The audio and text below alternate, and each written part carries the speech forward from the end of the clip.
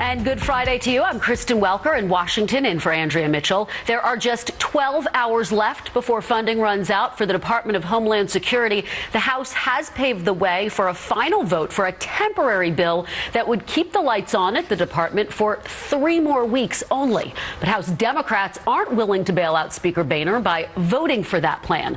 Joining me now is Congressman Luis Gutierrez, chairman of the Immigration Task Force and the Congressional Hispanic Caucus. Thank you so much for joining me, Congressman. I appreciate it. Good to be with you, Kristen. So let's get right to it. Are you going to vote yes on this short-term extension? No, I'm not going to vote for the 3-week extension.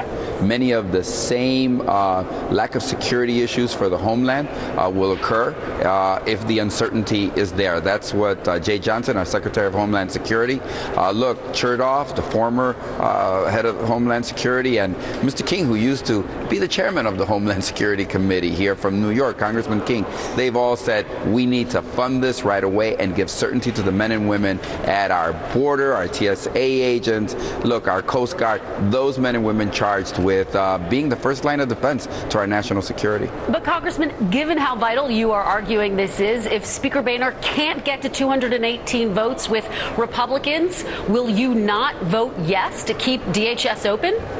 Here's what's going to happen. The Republicans are going to have to put up the votes on their own. Do you think they have the votes, Congressman? I don't know. I don't know. You know, they have such a large majority, Kristen, but I don't even think they have the votes for their education bill, which isn't half as controversial as this bill is. But here's what I think. Look at the smart politics, the American politics of bringing people together in the Senate. Who would have thought? Mitch McConnell, Harry Reid said, okay, we're going to give you a vote on a clean bill for DHS funding. We want to vote to strip DAPA and DACA, the president's executive actions. And you know what? They got to vote on both of them. Obviously, it didn't pass cloture on the president's executive authority, so there'll never be a further vote on that. And a clean bill is coming over. Look, all they have to do, who would have thought that I would come and say to you this morning that Senator Cruz and Senator Sessions are moderates and showing a great degree of moderation, and that the House Republicans are to the extreme right of Senator Cruz and Senator Sessions. Never thought that would be the day.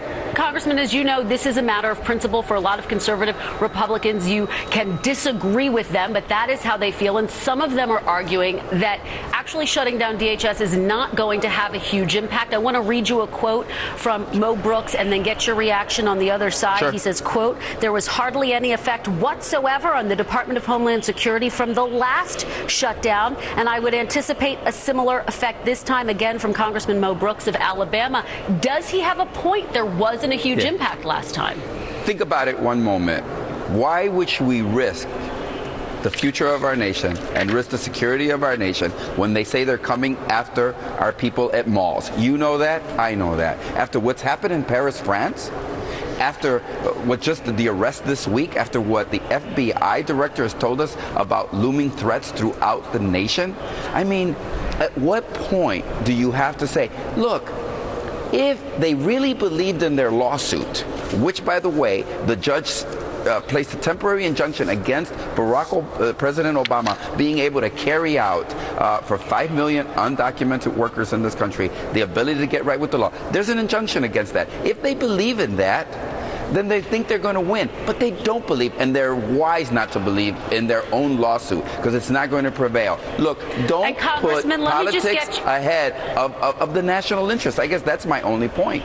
And Congressman, we're running out of time. 2 more quick questions. First, are you going to be able to keep DHS open? Because you're all going to get the blame if it closes down, bottom line. So yes or no, are you going to be able to keep DHS open? I think it's going to stay open because I think in the end, one way or another, the funding is going to be there.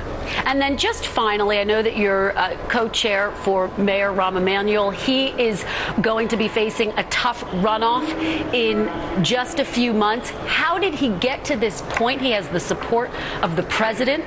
He is a one-term mayor. How did he get to this point? Is it because he took on the teachers there in Chicago? Hey, look.